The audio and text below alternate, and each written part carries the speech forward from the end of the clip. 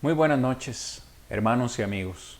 En esta noche trataremos de dar respuesta a la pregunta que muy amablemente nos hacen llegar al correo La Luz en mi Andar. En realidad son varias preguntas en una y quiero en esta noche leerlas textualmente para que todos podamos comprender exactamente qué es lo que vamos a responder y también porque puede ser una situación que no solamente está enfrentando esta persona que nos hace la pregunta, sino que también puede estar enfrentando alguna otra congregación o algún otro miembro de la iglesia del Señor. Son varias preguntas, hermanos, como ya lo mencioné en una. La primera es, ¿cuánto tiempo se puede esperar para que un predicador que cayó en adulterio retome nuevamente el privilegio de la predicación desde el púlpito? El hermano que cayó en pecado ya no predica desde el púlpito, sin embargo, sigue haciendo labor evangelística, obteniendo algunos resultados, pues algunas almas han obedecido el evangelio. El problema es que algunos miembros de la congregación se oponen a que el hermano siga predicando, siga en su puesto de predicador, y otros miembros están de acuerdo en que el hermano continúe en su labor como predicador, como evangelista de tiempo completo desde el púlpito. Y esta persona finalmente nos pregunta, ¿hay algún tiempo establecido en la palabra del Señor para que este evangelista, este hermano, retome su trabajo evangelístico o de la predicación directamente desde el púlpito? Muy bien, como lo mencioné al principio, hermanos, son varias preguntas. En una vamos a tratar de responderlas, quizás no separadamente, pero en una sola respuesta.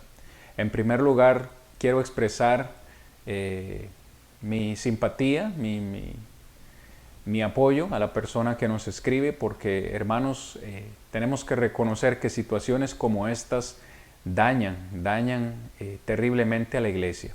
Decirles que no es la primera ni será la última vez que esto suceda. Desafortunadamente, el enemigo tiene como principal objetivo a los líderes de nuestras congregaciones y no ha sido ni será el primer predicador que desafortunadamente haya fallado en esta área. Desde aquí les mandamos nuestro apoyo, nuestras oraciones, para que como iglesia puedan tomar una decisión en base a la palabra del Señor. Me llama poderosamente la atención que la pregunta no gira en torno a si realmente se le debe perdonar al hermano, lo cual me alegra mucho, porque no podemos dudar, hermanos, que el perdón es necesario. Un hermano que comete una falta, sea predicador o sea no sea un predicador, necesita, si el hermano se arrepiente, la iglesia necesita perdonarle. Eso es incuestionable. Textos como por ejemplo Efesios, que quiero compartir con ustedes en este momento. Efesios capítulo 4, versículo 32, dice el apóstol Pablo, antes sed benignos unos con otros, misericordiosos, perdonándoos unos a otros, como Dios también os perdonó a vosotros en Cristo Jesús. Luego el apóstol Pablo escribe a los colosenses en el capítulo 3, mis amados hermanos, versículo 13, le dice, soportándoos unos a otros y perdonándoos unos a otros. Si alguno tuviere queja contra otro, de la manera que Cristo os perdonó, así también hacedlo vosotros. Luego en Mateo capítulo 18, ustedes recordarán, hermanos, el proceso bíblico para perdonar a un hermano. Creo que la mayoría de nosotros lo comprendemos, pero al final en ese contexto, en el versículo 21 y 22, dice, entonces se le acercó Pedro al Señor Jesús y le preguntó, ¿cuántas veces perdonaré a mi hermano, al que peque contra mí? ¿Hasta 7? Y Jesús le dijo, no te digo hasta 7, sino hasta 70 veces 7. Entonces, amados hermanos, ¿por qué menciono estos versículos? Porque no cabe la menor duda que el perdón es necesario. El hermano que nos pregunta o la persona que nos pregunta en esta noche no nos pregunta si debemos o si la iglesia debe perdonar a este evangelista, porque la respuesta es obvia, se le debe perdonar. Y aclaro, si el hermano ha reconocido su falta y se ha arrepentido de su pecado. Ahora, algo que nosotros tenemos y necesitamos entender, hermanos y amigos, que hay una gran diferencia entre la restauración del hermano al cuerpo de Cristo y la restauración del hermano a su ministerio. Son dos cosas muy diferentes. Si el hermano reconoce su falta, se arrepiente, la iglesia lo perdona. El perdón es instantáneo y sabemos que el Señor nos perdona a todas nuestras faltas sin condición, instantáneamente. Una vez que nos arrepentimos, Él nos perdona instantáneamente.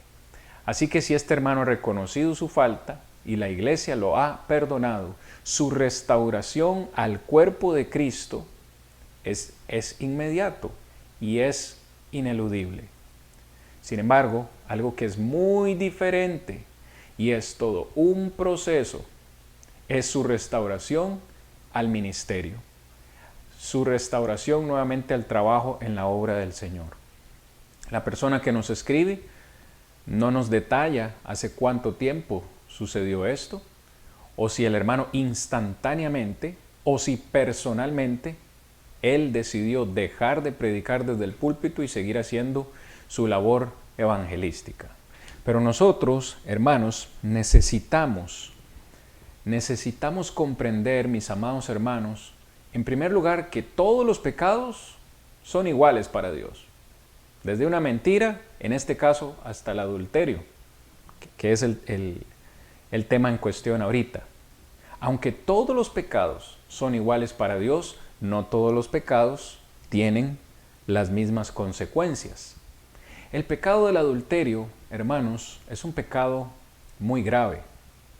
Y es un pecado aún más grave cuando quien lo comete es un predicador. Preste atención a las palabras de Salomón, el sabio Salomón, en Proverbios capítulo 6, versículo 32 al 33.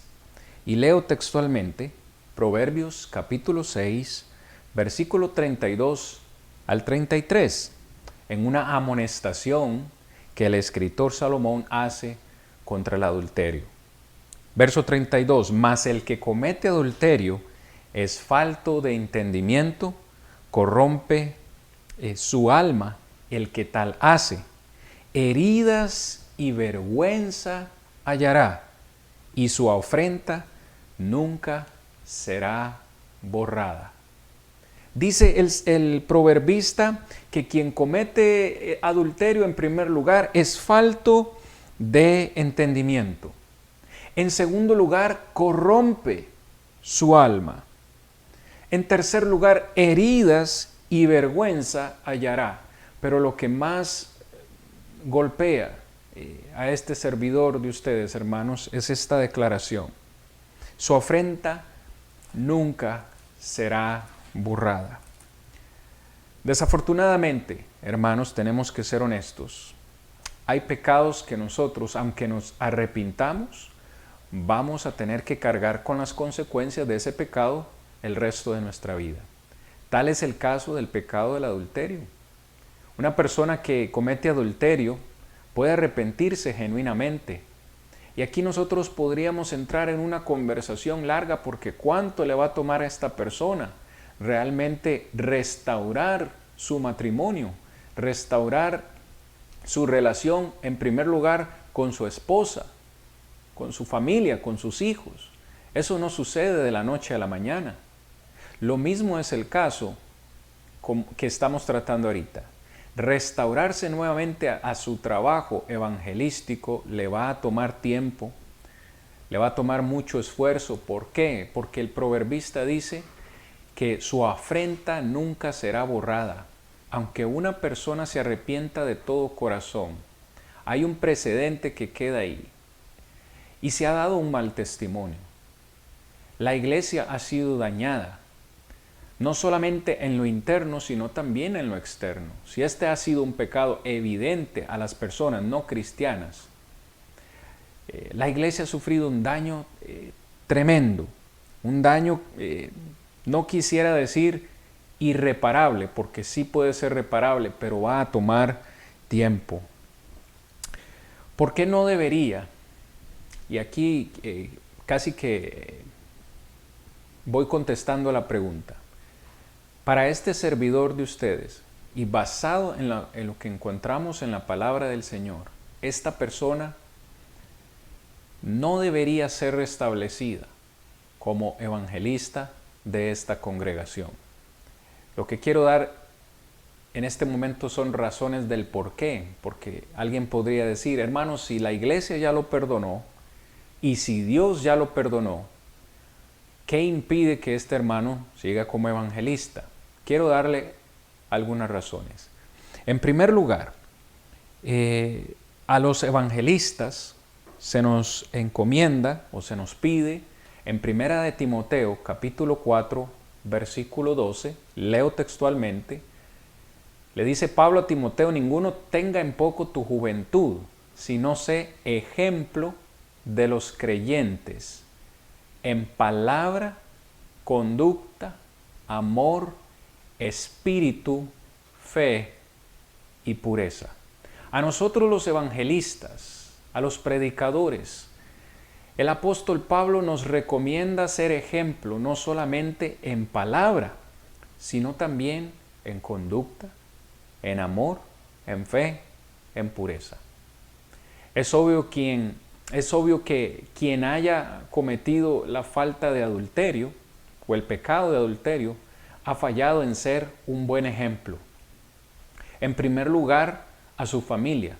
En segundo lugar, a la congregación a la cual predica. Y en tercer lugar, a aquellos no creyentes. Es casi imposible creer, hermanos, que este asunto se va a manejar a un nivel de iglesia. Quiérase o no, este tipo de noticias salen de la congregación y aquellos no cristianos se van a dar cuenta. Y es como si tuvieras una marca en la frente. Esta persona va a llevar una marca. Espero que se entienda lo que estoy diciendo. Es como si llevara una marca en su frente. Cuando ya le sigan viendo, no lo van a recordar quizás como el predicador que era o el predicador que es ahorita en este momento. Va a ser recordado por la falta que cometió. En este caso, está fallando quien cometió esta falta. Falló no solamente a su pacto matrimonial, porque este es otro concepto, hermanos, que quiero traer a ustedes. Quien comete adulterio ha fallado al pacto matrimonial. Le ha sido infiel no solamente a Dios, le ha sido infiel también a su esposa, al pacto que hizo de respetarla y honrarla, también a su familia. Es por eso que cuando Pablo escribe a los Efesios en el capítulo 5, versículos 25 al 27, haciendo una analogía entre la relación de Cristo con la iglesia, usa el matrimonio y les dice, maridos, amad a vuestras mujeres, así como Cristo amó la iglesia y se entregó a sí mismo por ella. ¿Para qué? Para santificarla, habiéndola purificado en el lavamiento del agua por la palabra, a fin de presentársela a sí mismo, preste atención, una iglesia gloriosa, que no tuviese mancha, ni arruga, ni cosa semejante, sino que fuese santa y sin mancha. Pablo nos dice que Cristo se entregó, murió en la cruz para santificar la iglesia, cada uno de nosotros, para presentársela a sí mismo una iglesia sin mancha, sin arruga, una iglesia santa. ¿Por qué un predicador, por qué un evangelista no debería ser restituido en su puesto después de haber cometido adulterio, porque nosotros necesitamos, y me dirijo a los predicadores, necesitamos respetar el estándar o el patrón de Cristo. O sea, si Cristo se entregó e hizo lo mejor por la iglesia, nosotros los evangelistas, los que estamos al frente de nuestras congregaciones locales, debemos procurar hacer lo mismo. Hermanos, un evangelista que desafortunadamente no lo estamos juzgando, yo quiero dejar en claro esto, no lo estamos juzgando porque cualquiera puede ser tentado y cualquiera podría tener un desliz y fallar en esta parte. Pero un evangelista que ha cometido adulterio, hermano, ha dañado gravemente su relación familiar y ha dañado gravemente también a la iglesia. La mejor evidencia que tengo de esto es lo que esta persona nos escribe en su pregunta. Hay hermanos, nos dice la persona, hay hermanos que se oponen a que el hermano siga como predicador. Como de seguro hay hermanos que apoyan que este hermano siga en la congregación. ¿Qué es lo que ha ocasionado este pecado del hermano? Ha ocasionado división en la iglesia. Y estoy seguro, hermanos, que muchos de estos hermanos estarán diciendo o una de dos, o se va el hermano o nos vamos nosotros. Porque, hermanos, este servidor no es la primera vez que le han hecho esta pregunta, no es la primera vez que lo he visto en muchas de las congregaciones del Señor. Y generalmente se pone en estos términos, o se va el hermano o nos vamos nosotros. Hermanos, y las iglesias han sido divididas. Hay iglesias que han cerrado. El pecado de un predicador le hace mucho daño a la iglesia. Usted me dirá, ¿por qué? Si todos somos iguales para con Dios. Sí, todos somos iguales, pero es la posición, es el cargo que tenemos. Quiérase o no, los ojos de la hermandad y los ojos de los que están fuera, de los no creyentes, siempre estarán viendo lo que nosotros hacemos. Es por eso que la Escritura dice que al que más sabe, más se le demanda. Somos quienes estamos al frente de la congregación. Entonces debemos respetar el estándar de Cristo, no manchar a la iglesia, no hacerle daño a la iglesia. Casi que entiendo por la pregunta que nos hacen. Ahorita mismo la presencia de este hermano, de este evangelista que, gloria a Dios, se ha arrepentido, pero su presencia le está haciendo daño a la iglesia, está dividiendo a la iglesia. Aunque por un lado su trabajo esté siendo efectivo y Dios pueda seguir trabajando en él. No restaurarlo no es un castigo. Alguien podría decir, pero le estamos castigando. No, no es un castigo, hermano. En este caso, como mencioné hace un momento, hay pecados que tienen consecuencias. Quizás no sea el caso, pero si un evangelista comete adulterio y en este pecado la otra, en este caso la persona con quien él cometió adulterio, queda embarazada, ¿qué va a pasar? Hay una consecuencia y él tiene que afrontar su consecuencia. Lo mismo le pasó, o lo mismo sería el caso de David con Betsabé. Cometió un pecado grave, el de adulterio. Y tiempo me faltaría para profundizar en esto y no es el caso, pero ese pecado le costó grave a David, muy grave, hubo serias consecuencias. Entonces, una consecuencia en este caso para el evangelista es no poder seguir en su cargo. Por lo menos, hermanos, en esta congregación. Y ya casi voy aterrizando, hermanos, con esta intervención, pero quiero leer lo que Santiago 3:1 dice. Hermanos míos, no os hagáis maestros muchos de vosotros, sabiendo que recibiréis mayor condenación. Preste atención a lo que dice Santiago. Los que hemos sido puestos como maestros o evangelistas, los que enseñamos la palabra de Dios, para decirlo en otra forma, vamos a recibir mayor condenación, porque estamos en un estándar, por decirlo de esta forma, un estándar más alto.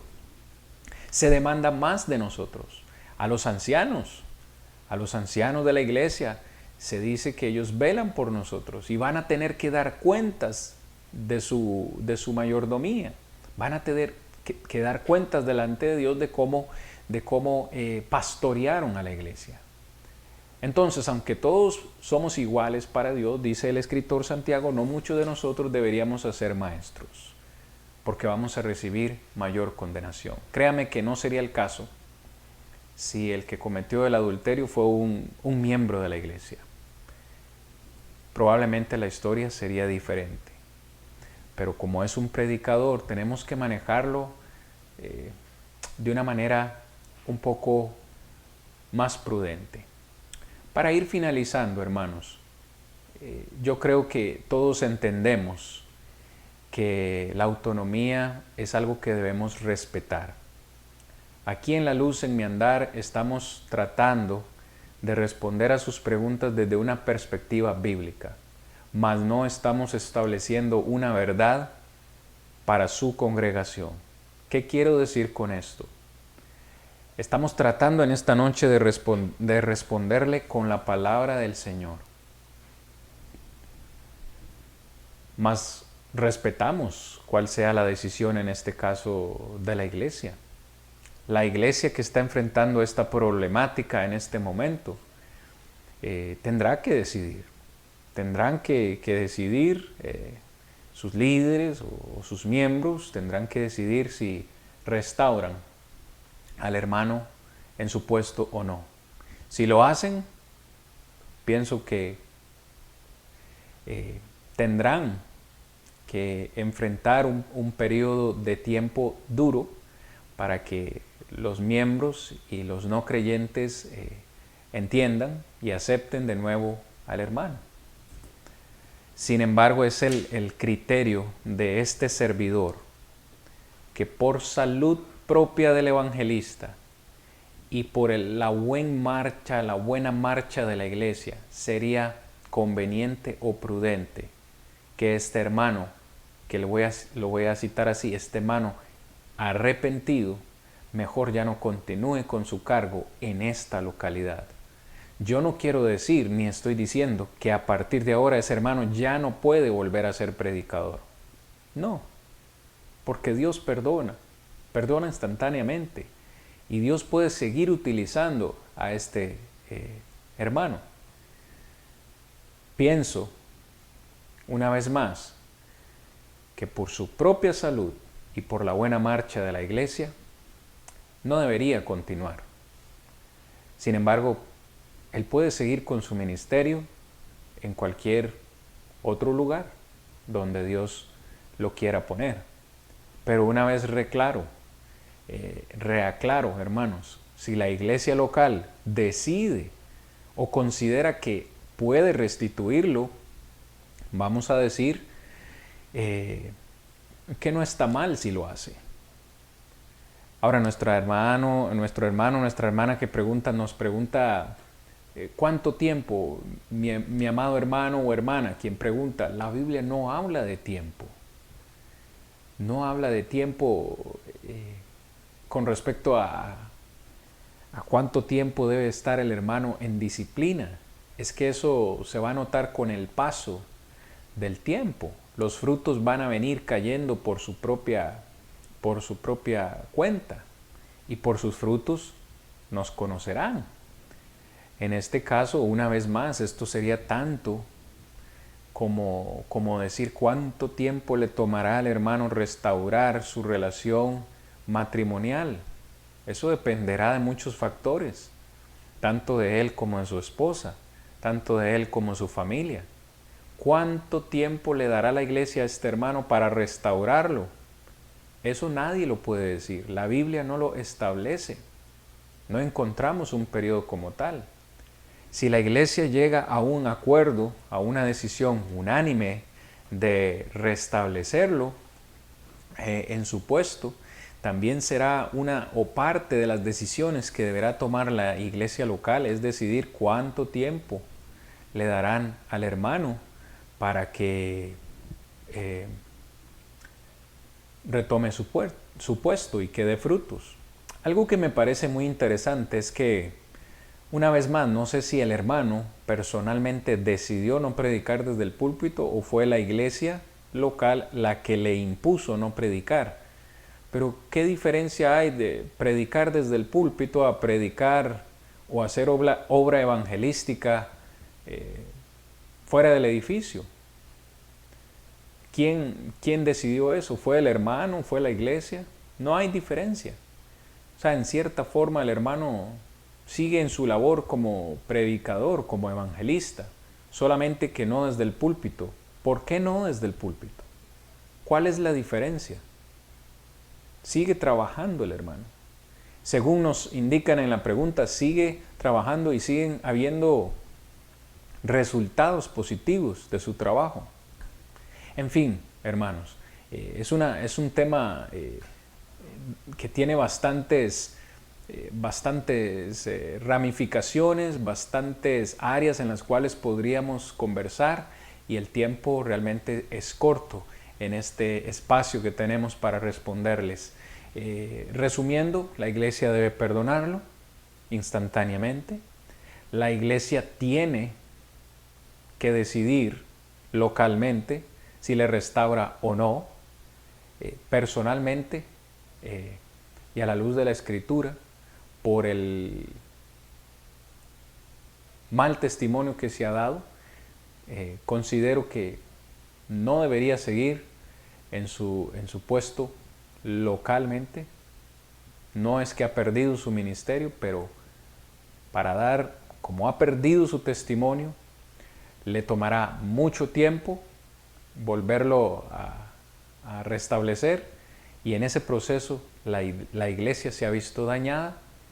Hay división ahorita mismo en la iglesia y también en los inconversos. Entonces es una situación difícil, pero que la iglesia debe tratar y decidir. Oramos a Dios para que la iglesia pueda tomar una buena decisión y que todo sea siempre para la honra y gloria del Señor. Hermanos, espero haberles ayudado con esta respuesta. Realmente nos complace que confíen en este ministerio para dar respuesta a sus preguntas, y hermanos, en la medida de lo posible, siempre estamos aquí para hacerlo, siempre con la palabra del Señor abierta y no tan solo en nuestros pensamientos humanos. Esperamos les ayude y nos encontramos en una próxima entrega, hermanos. Mil bendiciones en Cristo Jesús.